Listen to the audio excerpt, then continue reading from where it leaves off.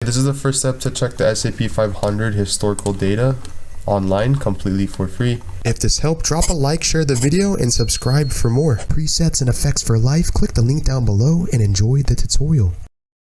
The first website is StatMuse. You just type in SPX price of 2023, let's say, and it will show the price. And you can scroll down, you can see the day, open and close, etc. A good website. A better website, in my opinion, probably the best one, is called macrotrends.net. You can type in here on the search bar the ticker symbol and it should pop up. S&P 500, you have a list of different ones, but we're right here, index 90-year historical chart.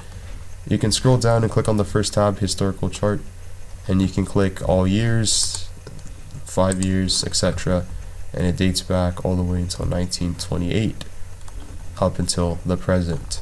And you scroll down, you see again more information, you see the annual change of every single year.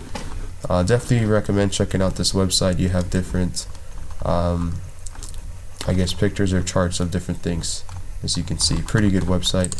And then you can look at this up on TradingView, but it's not going to work at the moment. You just type here in the search bar and then type in the S&P 500. You can click launch chart right here, and this will basically launch this chart, and you can manually do your technical analysis if you like.